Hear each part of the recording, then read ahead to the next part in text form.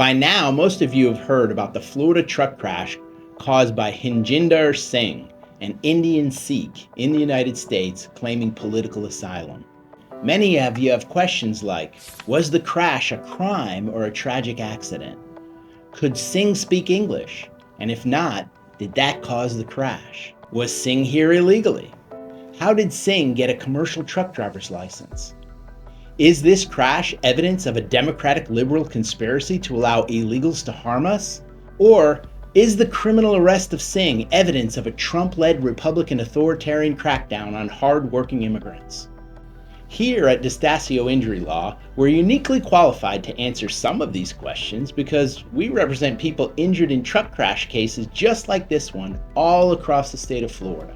In addition, we're just as qualified to answer the political questions as all the other commentators that have dared to render to public opinion. So let's look at the crash itself first. Singh was driving in St. Lucie County, Florida on Florida's Turnpike, a 4-lane highway with a grassy median separating north and southbound traffic. If you look at the video closely, you can see that Singh was driving his 18-wheel tractor trailer in the outside lane when he decided to make an illegal U-turn. To do that, he had to cross over the inside lane of traffic going in the same direction. As his truck crossed over the inside lane, a minivan traveling in that lane slammed into the side of his trailer. All three of the occupants of the minivan, Herbie Dufresne, age 30, Faniola Joseph, age 27, and Rodrigue Dor, age 53, died. They were Haitian immigrants on their way to Indiana. Singh was charged with 3 counts of vehicular homicide, 1 count for each of the deaths. It's punishable by up to 15 years in prison. Singh has been arrested and is currently sitting in jail in St. Lucie County, Florida. St. Lucie County Judge Lawrence Sweet concluded Singh is a substantial flight risk if he were to be let out on bail. As a result, he'll remain in jail until his trial. So, was this a homicide? Or was this a tragic accident? Florida Statute 782.071 defines vehicular homicide as the killing of a human being or the killing of an unborn child by any injury to the mother, caused by the operation of a motor vehicle by another in a reckless manner, likely to cause the death of or great bodily harm to another. Basically, it means to be found guilty of criminal vehicular homicide, a jury must find that the driver operated a motor vehicle in a reckless manner, likely to cause death or great bodily injury, and someone dies. Recklessness requires more than simple negligence. As the Second District Court of Appeals said in the Florida case of State versus Desange, a person drives recklessly when he or she drives any vehicle in a willful or wanton disregard for the safety of persons or property. Willful means intentionally or knowingly and purposely, and wanton means with a conscious and intentional indifference to consequences, with knowledge that damage is likely to be done to persons or property. So was this a tragic crash caused by simple negligence, or was it reckless vehicular homicide? The criminal courts in Florida generally hold that a momentary lapse in judgment is simple negligence and not a crime. Singh's lawyers will probably try to portray the illegal U-turn as a momentary lapse in judgment. In fact, there's a petition online created by change.org asking for leniency for Singh with millions of signatures. The petition claims, and I quote, not my words, the petition, "It's important to consider that accidents, while devastating, often do not originate from malicious intent. In many cases, they are the result of a combination of misjudgments and unfortunate circumstances. This is a tragic accident, not a deliberate act. While accountability matters, the severity of the charges against him does not align with the circumstances of the incident. The driver has no prior record and fully cooperated with authorities." On the other hand, prosecutors will probably focus on whether Singh consciously chose to drive without knowing what the road signs mean, on the egregiousness of this particular illegal U-turn, and any other evidence they can come up with that suggests recklessness. So what's the evidence about Singh's ability to know and understand English and the road signs? Here in Florida, Governor Ron DeSantis stated publicly that Singh does not speak English and could not understand the road signs. Here's a clip of Governor DeSantis. This was somebody that was issued that CDL actually in 2 different states, Washington State and in California, and should have never obviously been behind the wheel. Doesn't even speak English. You know, if you want to drive, you gotta know the road signs and stuff, and it's just the reality. And in a public statement, the Federal Motor Carrier Safety Administration stated Singh was given an English language assessment after the crash, and he failed. He got just 2 of 12 verbal questions correct, and he could only accurately identify 1 of 4 highway traffic signs he was presented to during the test. It's unclear at this time whether during the test he was presented with the illegal U-turn sign that he ignored during the crash. On the other side of the evidence, here's the actual U-turn sign he ignored. Just looking at the sign itself, it would appear that most people would know this sign means no U-turn here, even if you don't speak English. Even more interesting is this video of Singh at a traffic stop for speeding captured by an officer's body camera 1 month prior to this crash. He clearly speaks broken English in a very heavy accent. In addition, there's times when he understands English and times when it seems from the video that he may not understand. You watch the clip and be the judge. I'm going to help you out, okay? It's just $55 and a $45. The fine is only $25. Thank you, sir. You have 30 days to pay it. You can pay it online, by phone, or through the mail, or you can come back and see a judge. What would you like to do? In the 5 year, in the no ticket. No tickets? Yeah. I hate to be the first guy to write you a ticket, but... Full name, sir? Yes, sir. That would Maybe in that, this my ticket, and the my license, Yeah. or how many year? Don't quote me on this. I think a ticket will stay anywhere from 5 to 7 years, depending on what state you're from. Anywhere for that long, okay? Okay. All right. And of course, the New Mexico law enforcement officer that pulled Singh over for speeding didn't think his lack of English and understanding of the language of the road signs was reckless enough to stop him from continuing on his drive after he got the ticket. So that leaves the illegal U-turn itself. Here's the crash again. Watch it closely.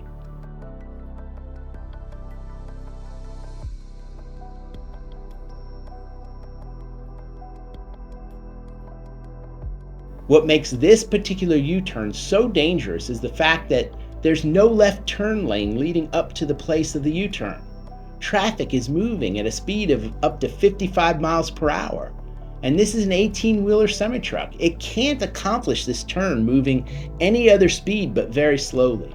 The only way to do this with that big truck is to drive in the outside lane and purposely slow down, cross over oncoming traffic while making the turn. It's not only illegal to be driving that slow on a highway, but it's hard to believe that if Singh looked into his mirror at the time that he was making the turn, that he couldn't have seen the minivan coming at him in the inside lane. There's just no legal justification for his actions. In a civil lawsuit for wrongful death, he and the company that employed him would clearly be held liable for money damages. As far as whether the conduct rises to the level of a crime, only time will tell whether a Florida jury and the Florida appellate courts agree that his conduct was criminally reckless. So now, let's get to the political questions. Singh crossed the border illegally from Mexico under the Trump administration in 2018. He immediately requested political asylum, claiming a fear of prosecution if he returned to India because he's a member of the Sikh religion and a supporter of the creation of a separate country within India called Khalistan.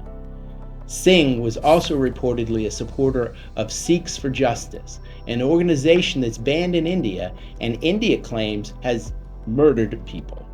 Based on this asylum claim, Singh was actually granted parole under the Trump administration as a legal asylum seeker until his claims could be formally heard by the immigration court.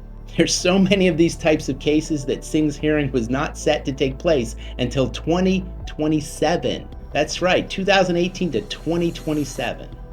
The Trump administration blames Democrats because the Trump administration allegedly rejected Singh's request for federal work status in 2020, but the Biden administration approved it in 2021. On the other hand, Democratic California Governor Gavin Newsom claimed that Singh's work permit was actually renewed by the federal government under the Trump administration just prior to the crash in April of 2025. Who's right? So how did Singh get a commercial driver's license given his limited understanding of the English language? The state of Washington issued his first CDL in 2023. It's unclear how this could happen because the state of Washington doesn't allow non-residents like Singh to get this type of license. What is clear is that the CDL he was using at the time of the crash was issued in the state of California in 2024. The state of California defends its decision to issue the CDL based on the federal government's own laws. The Federal Motor Carrier Act allows a foreign driver with an employment authorization from the federal government to obtain a CDL, and California verified Singh's federal government work permit before issuing the license. Florida Governor Ron DeSantis blames California, claiming Florida does not issue commercial driver's license to illegal aliens. Here's a clip.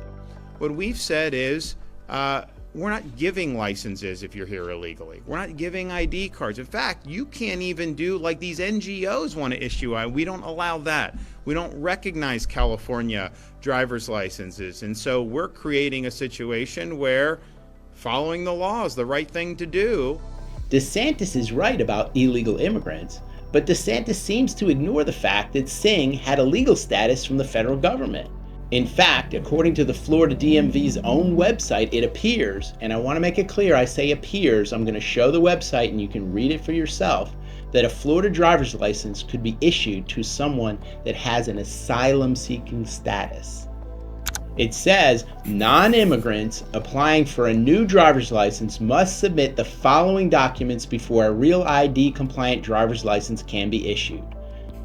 Valid employment authorization card issued by the U.S. Department of Homeland Security, DHS Form I-688B or I-766, or non-expired proof of non-immigrant classification provided by DHS Form I-94 with required supporting attachments. I-94s must be accompanied by a valid passport with a date of entry stamp.